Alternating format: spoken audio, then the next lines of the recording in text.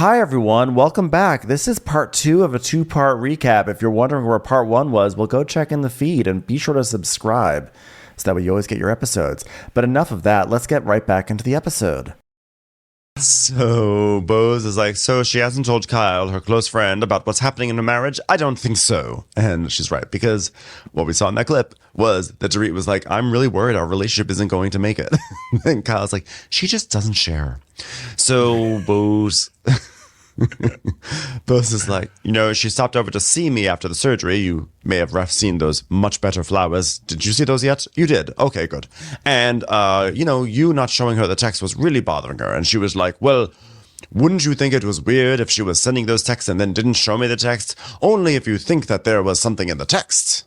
I mean, maybe if you're a manipulative person, you would think someone was being manipulative. I mean, Dorit's being manipulative. So it's like, you see the conundrum you're getting yourself into, don't you, lady? And Bose just goes, no. This is my favorite thing that Bose does, is that she does like a little funny, under her breath Soto, like she does the oop. And Dorit copies it too, which is so funny listening to Dorit try to do it. Like she did it in the last one. She's like, oop. In the last scene. Did I do it right? Did I do the oop right? Wait. I think I know how to do it. Hold on. This is what you do. When someone says something shady, you do this. Young ladies, welcome. Was that an oop? So Kyle's like, well, there's this thing, like, I really wasn't going to show anybody, but like, maybe I'll show it to you, but I'm going to show it to you, but maybe I shouldn't, but I'm totally going to, because it's just a rumor. Like, I never took it seriously, but I'm like, don't even care about it. It doesn't even bother me, but I've got it screenshotted on my phone for the past 2 years. I'll show you. Here it is. And it's where, what wasn't it? Wasn't that after the robbery? I think it was after the robbery. It was something, but it was after the robbery, and they were all hugging as friends because Dorit was so upset about the robbery, and they were supporting Dorit, and they all hugged, and Dorit kissed Mauricio's shoulder. And it was the whole internet did go crazy about it, but that was not a big deal. It was not a big deal. I always thought that was wild that the internet did that. So there's this whole thing, and so Kyle comes back, and we come back to present, I should say, and Kyle is like, and there was this whole rumor about how Dorit has a thing for Mo, and it was all over the internet, and she had to go in and defend it, this and that. So don't get me freaking started about sending some memes. But I'm like, I don't understand the connection between that and this. Are you saying that like I should have been mad at Dorit for flirting with my husband, but I took the higher path? So now like you're saying like this is a violation of girl code? Is that what she's trying to imply here? That like, yeah, she's saying that Dorit basically was inappropriate with her husband, and it started all these rumors, and she never got mad at Dorit, and so now Dorit can't be mad about stupid memes. And I told you this was all about that. I remember saying at the beginning of the season, Kyle, this is Kyle's revenge for those fucking pictures of that scene of Dorit kissing that shoulder. Kyle is so transparent. But Kyle is arguing that she would be totally cool with like a friend texting Mauricio while she is simultaneously explaining her behavior as basically revenge for the fact that Dorit grazed Mauricio's back with her hand. Do you see like the disconnect here? Kissed the shoulder. But like the disconnect here is that Kyle is on the one hand being like, oh my God, like I'm not being inappropriate. Like people could do this too. Like it's no big deal. But then like, oh yeah, I'm getting you back for the fact that you did something that was actually no big deal. Yeah. And also it's different timing, right? Because if there were pictures of Dorit kissing Mauricio's shoulder now, while they were separated, and Kyle found out Dorit was seeing Mauricio and like giving him so much support that she's like standing around kissing his shoulder and hugging him deeply, that would be one thing. But this is when they were all friends after Dorit just got robbed. And for Kyle to show that is so fucking petty. The woman just got robbed. Don't you remember when you were standing at your window sobbing, Kyle, for the cameras? Give me a fucking break. Yeah, no, it is. No, it just goes to show that if anything, Kyle texting with PK is because she knows it's going to piss off Dorit. And if anything, it might even be a test. Like this may all be a test to say, hey, I didn't get mad at you, even though everyone was saying you were inappropriate with my husband. So let's see if she gets mad at me because I deserve a hall pass, and watch her not give me that hall pass. I feel like in some weird way, Kyle is building a case that she's like the victim here. like this entire act of texting with PK was a larger ploy just to piss off Dorit. Which I guess is a pretty obvious thing to suss out. Not thinking about it. Well, I don't think you're wrong. So she shows her the picture, and we see Mo's, this was right after the robbery, because Mo's saying, "You made it home." And PK and Mo hug, and Dorit hugs from the side, and her lips touch Mo's shoulder. So Kyle's like, and there's this whole rumor about how Dorit has a thing for Mo. It was all over the internet, and she had to go defend it, blah, blah, blah. So Bose is like, yikes, And so Bose says, oh, so tit-for-tat, tit-for-tat, tit-for-tat, tit-for-tat. Out of principle, okay, I'm not going to pull out my phone and say, oh, here, okay, whatever. But it's like, but that's what she wants you to do. Well, out of principle, I'm going to just say it again. Out of principle, she can fuck right off, because that is not happening. And both is like, whoop. They say a hit dog gonna holler, and Kyle is hollering. I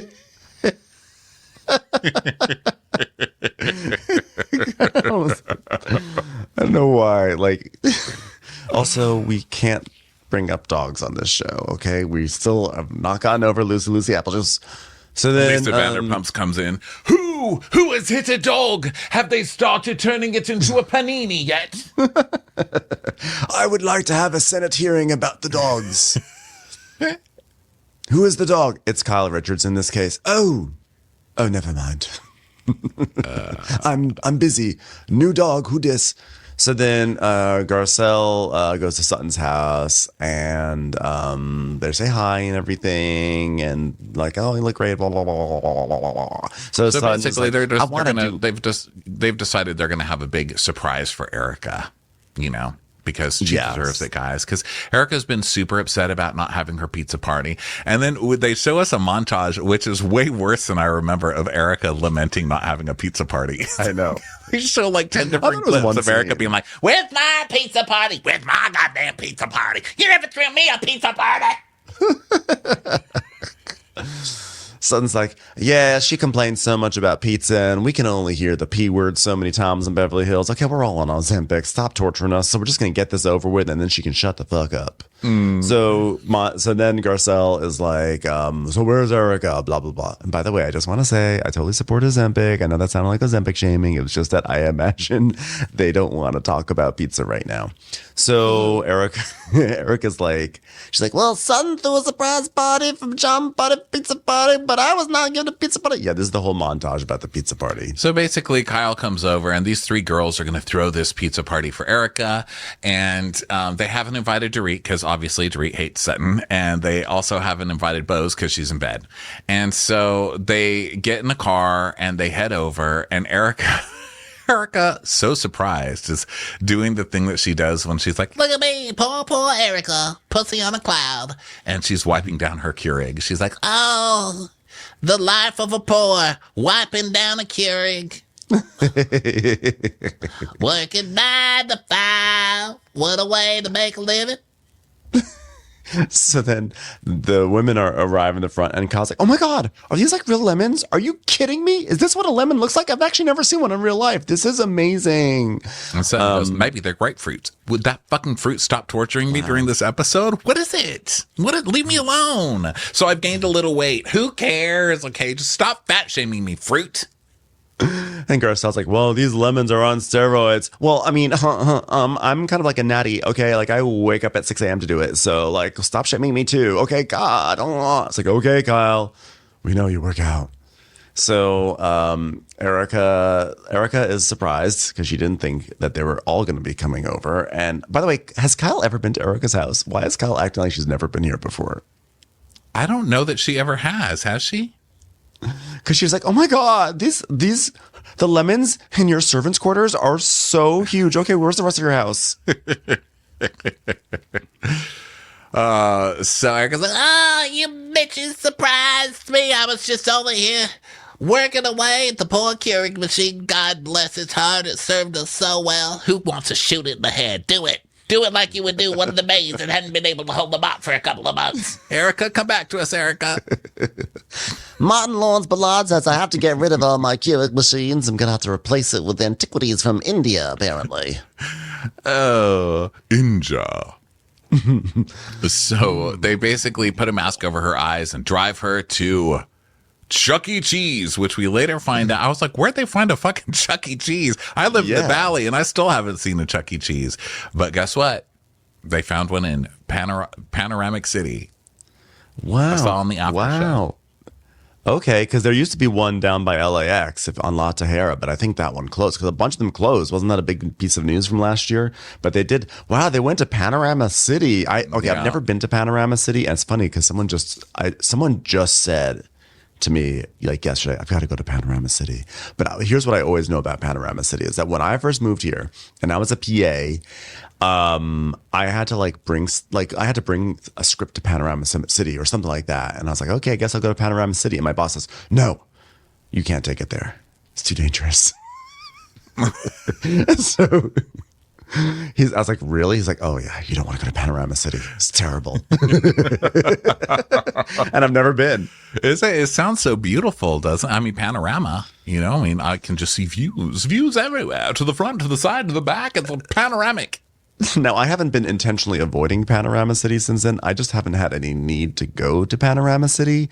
I don't even know where in the Valley is Panorama City. I have to look this up. Is it by like Reseda?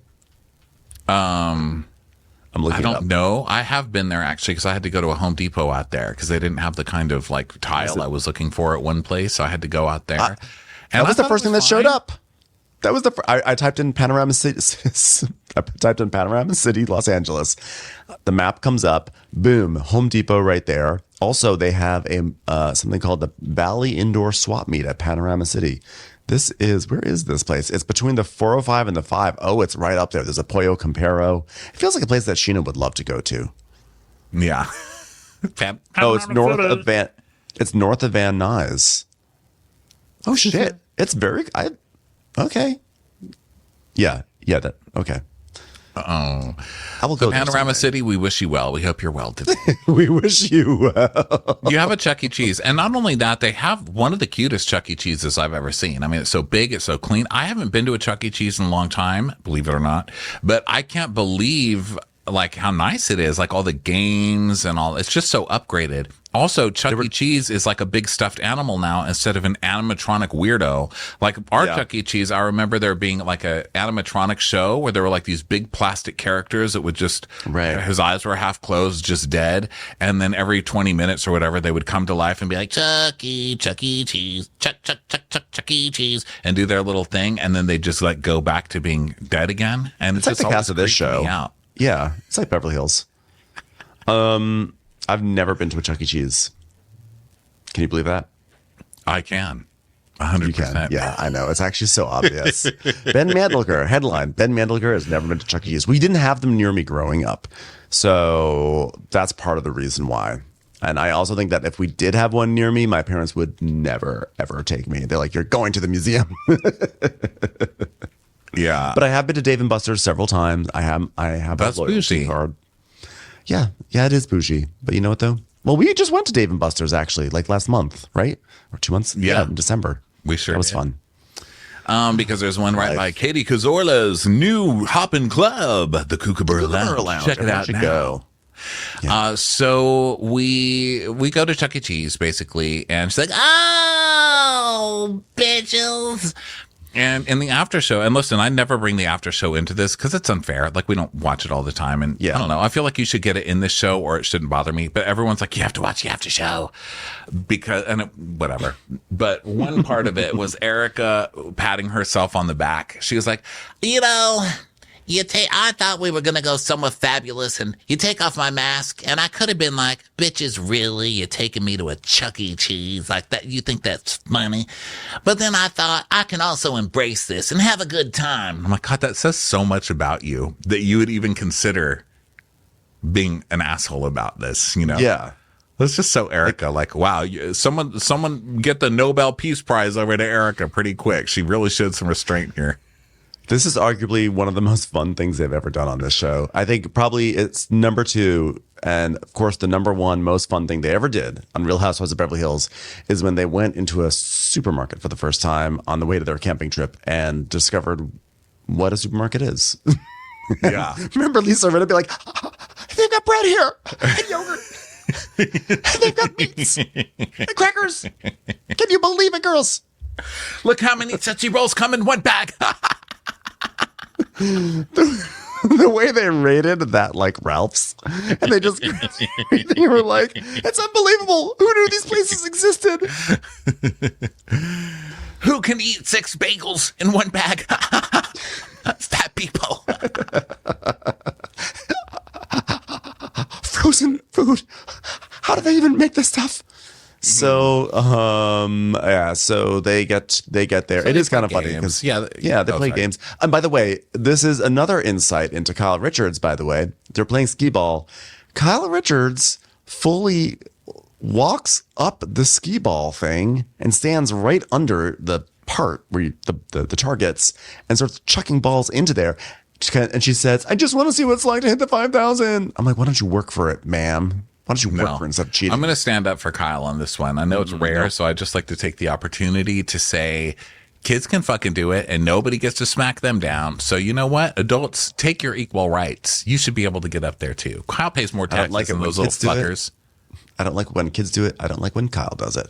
There should be no stepping onto the skee ball machine unless you're an employee of Chuck E. Cheese or Dave & Buster's who needs to fix things because something got stuck. And of course, Sutton's like, oh, dadgummit, I forgot my hand sanitizer.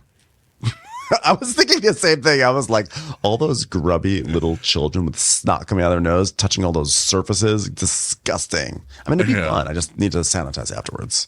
Because when you go to Dave & Buster's, after you touch things, it's like Dave & Buster's or like a stripper.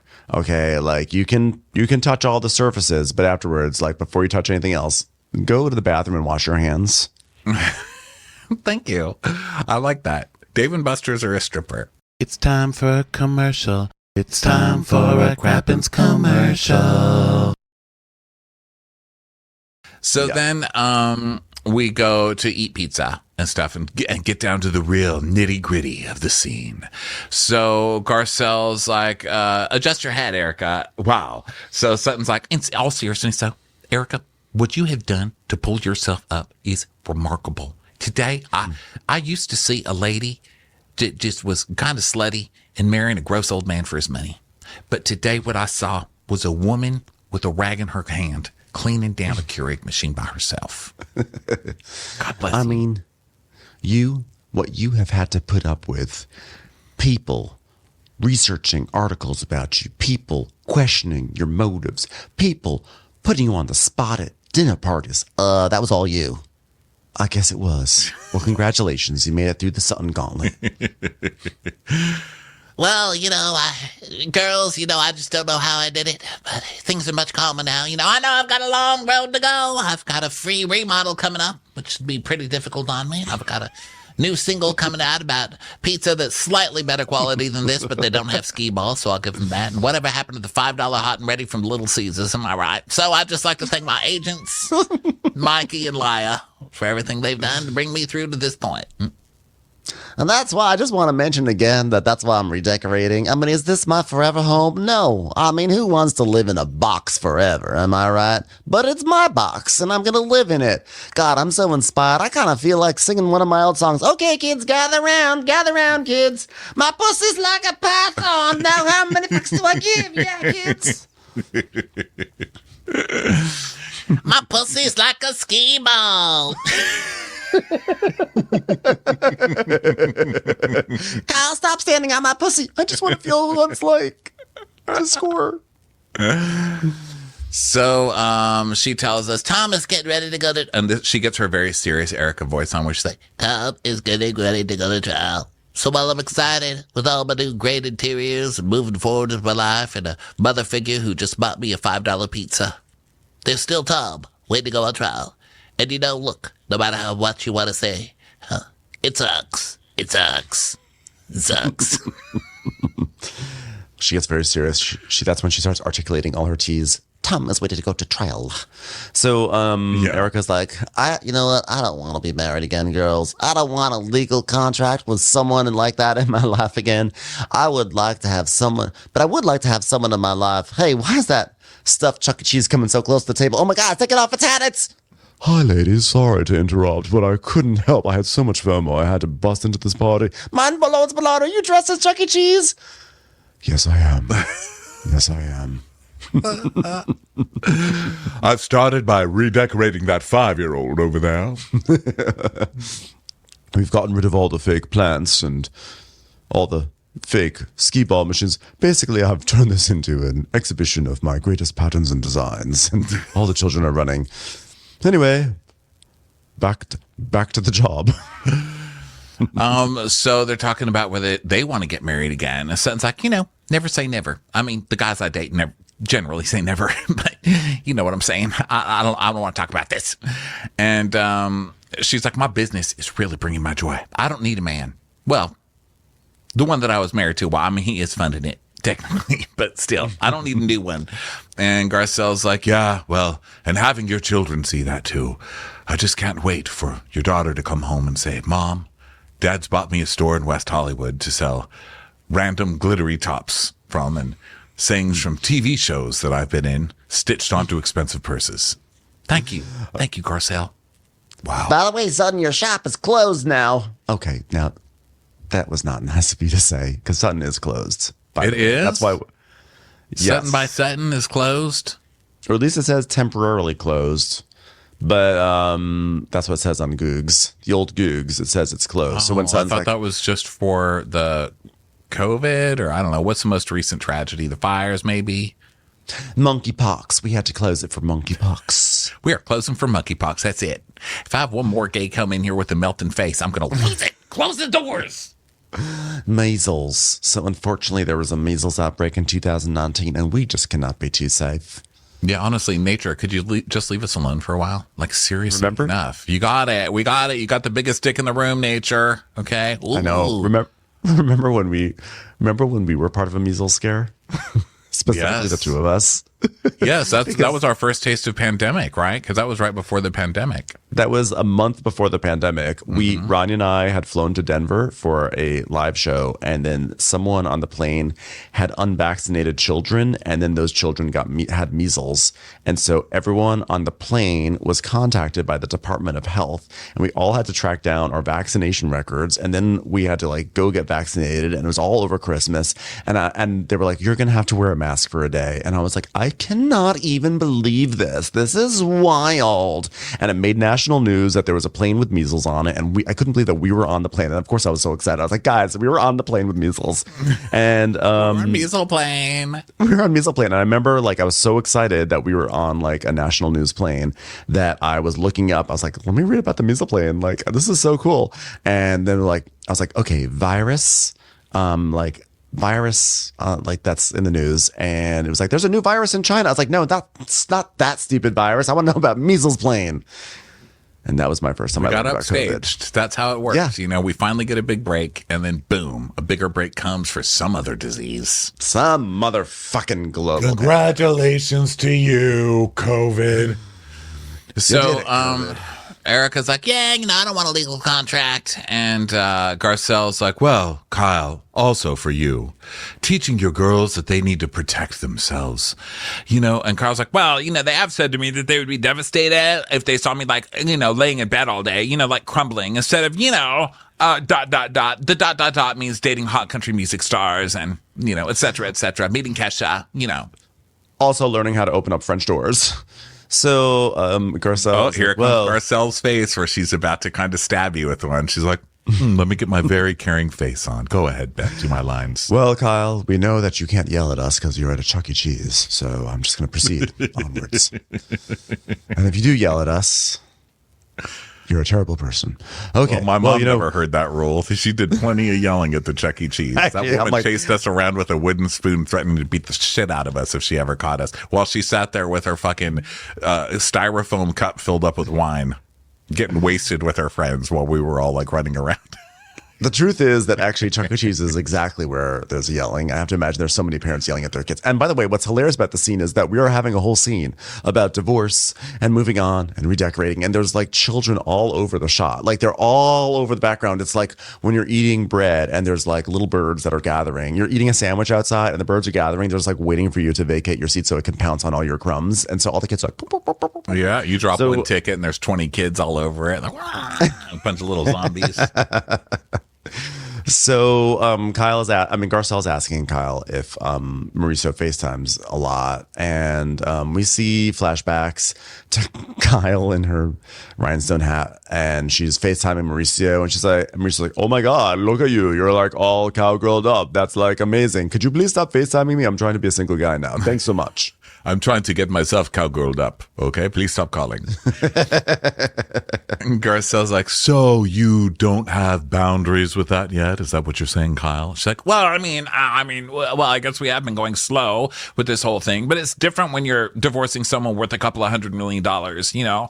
And Garcelle's like, well, I know when you're going through a separation, you go your separate ways, you do your own thing, you see if you want to come back together, you write letters to your ex's bosses and friends telling them what a cheating piece of shit he is. You know, all the normal things.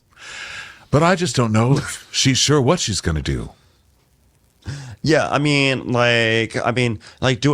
FaceTime like all the time. That way I FaceTime him like really early in the morning. So if he happens to have like a guest overnight, like maybe I kind of interrupt that. Oops, sorry. I guess I do. But you know, like it's totally cool. That's the only reason why I FaceTime. So then Kyle is like, yeah, I don't know. I think he just like really likes the condo life. I like the condo life too. I'm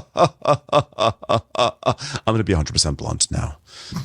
Do whatever the fuck you want to do. Live in a condo. I don't fucking care. That whole laugh you heard before, that was acting. You're welcome. But be whoever you want to be. And if you want to be a lesbian, be a lesbian. And Kyle's like, oh. Everyone's like, whoa. You heard all the way back in fucking, where does Bose live?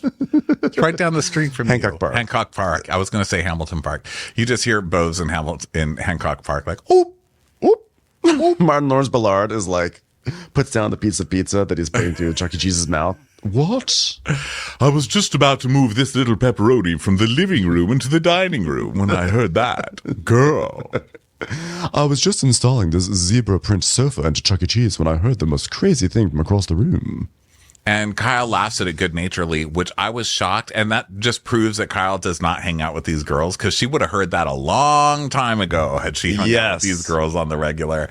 But she doesn't. And I actually like it. I think Kyle should have a good attitude about it. And she should start hanging out with these girls and get a little dose of truth every once in a while. Just learn to fucking deal with it so she can grow up a little. But she didn't, because on the after show, that's why people were saying to watch it, because Kyle's acting good-natured here. But on the after show, she's like, how dare she?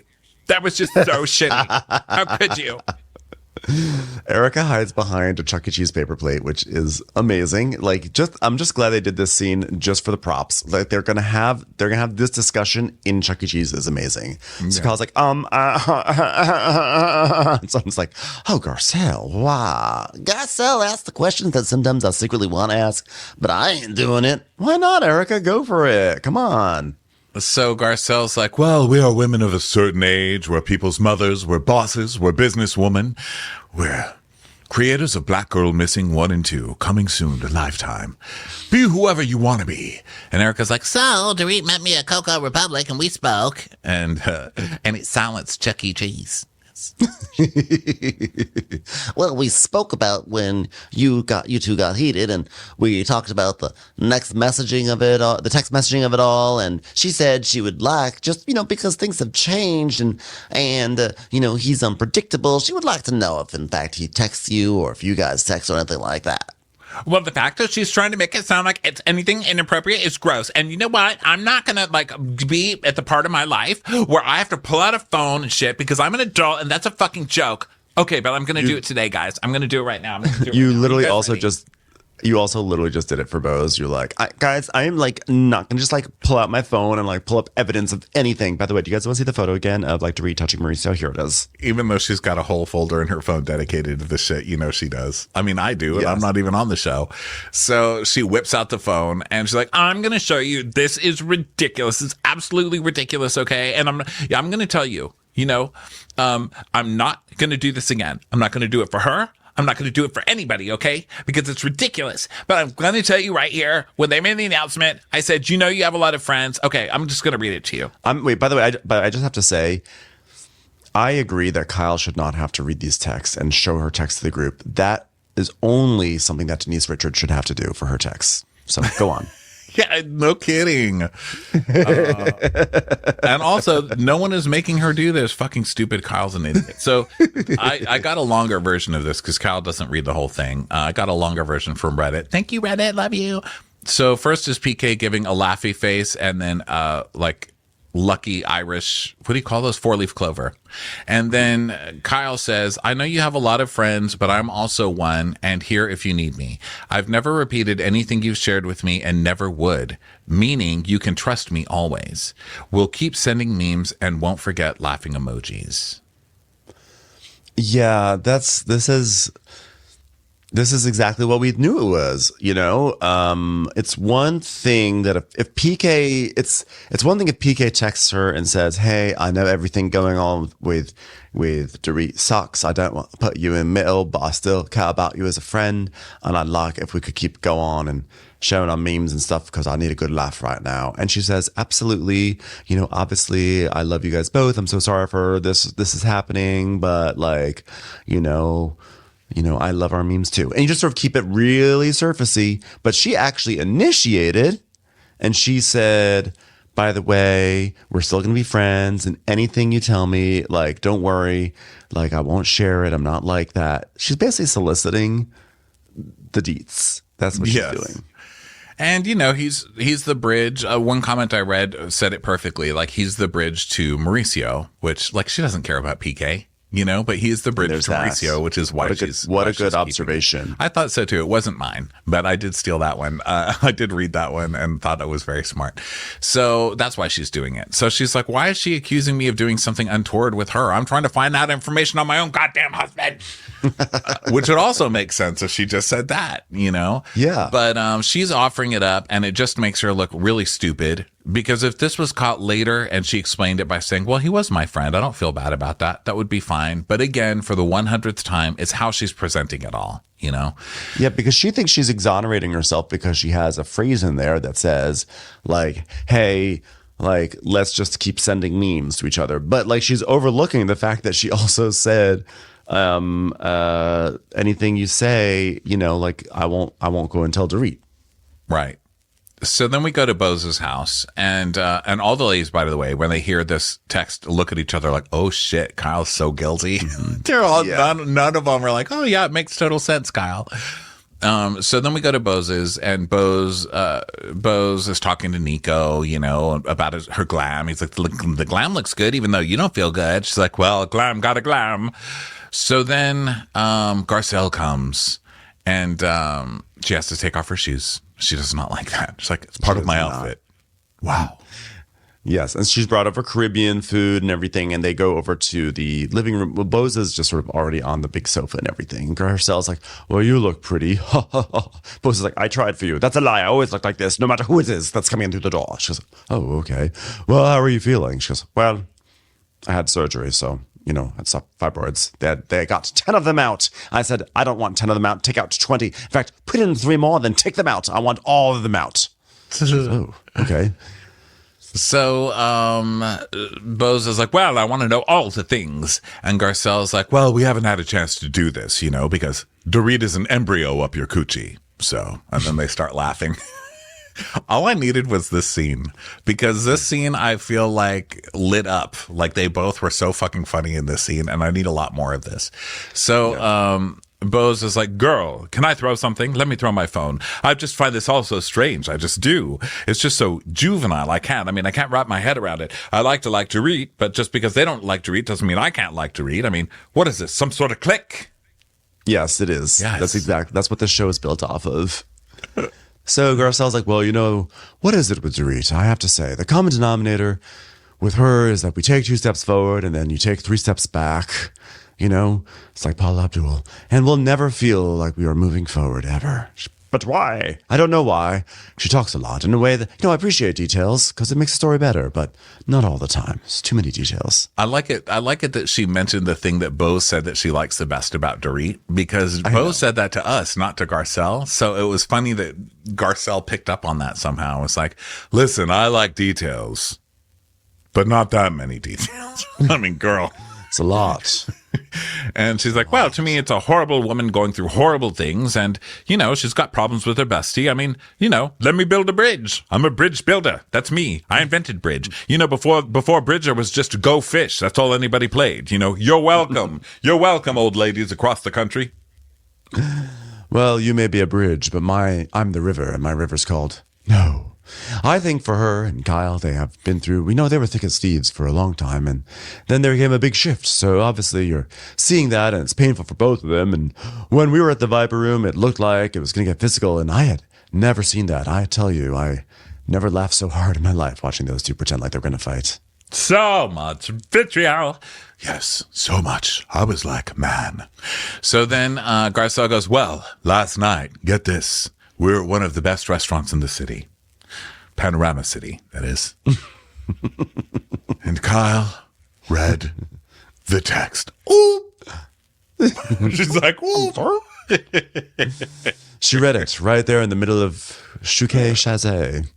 And so Kyle, we see a flashback of Kyle reading it. Like, I have never repeated anything shared with me and never would. And meaning that you can trust me always. Like, we'll keep sending memes and won't forget, like, laughing emojis. And So Garcelle's like, the text, I'm paraphrasing, but they said something like, I won't say anything. I'm a huge bitch and I was in Halloween. Something like that. I don't know. I don't really listen to Kyle.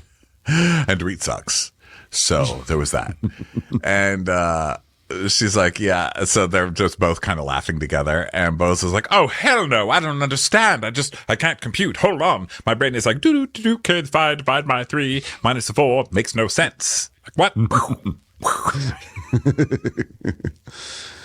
Kyle doesn't know the definition of friendship, and she doesn't know the definition of ain't nothing going on, because clearly there's something going on, and this is proof of it. She is actively talking to PK in a way that is not superficial, and that's not what she told me. And so we see clips of Kyle just lying her ass off at the foot of Bose's bed. And then she's like, so how's she going to find out? Garcelle's like, I don't know. I'm not here to tell her. You're going to tell her. No, I'm not telling her. You're going to tell her. I'm not telling her. But listen, this is how it works. Garcelle brought you food and gossip, and you're supposed to carry that gossip back to Dorit. What do you think? She's here for her health? This girl drove from Northridge. Newbie hazing. Okay, on this show, the main people don't ever like to get too messy. So it's up to you. They're saying, Bose, if you want to be on the show, we've given you the bone. Now take it to the hit dog. Take the bone, baby. What a fun episode. What a fun scene. Really good. I feel like this show is actually, this is like a tremendous season so far. I think that we're so focused on SLC because SLC is just like in its other like stratosphere that we're just not really paying attention to how good Beverly Hills is this season. I'm not at the tremendous level yet, but I am really enjoying it. And I think they're warming up. Bose is still getting warmed up, but she's formidable. That's for damn sure. I think Bose is great. Yeah, I think she's a great addition. And I'm really liking Garcelle a lot more. All of them, even Kyle, I'm enjoying Kyle do her thing because it's so funny watching her in this different dynamic of people who aren't just letting her get away with everything, Kyle scrambling is just the funniest version of Kyle. And the thing is this, okay, I hate to be like this, but she did something to her lips over the past few episodes. And they're just like big and flappy. The insecurity she takes out on herself. Like she just comes back with some other body part, and it's like, girl. It's just like she like Kyle has had some of the best surgery that we've ever seen, but like she did something to her lips in the past like 2 episodes, and they are just like big and flapping around, and it's just like when you are guilty and you're caught red-handed and you got the lips that are going, like it's just so funny.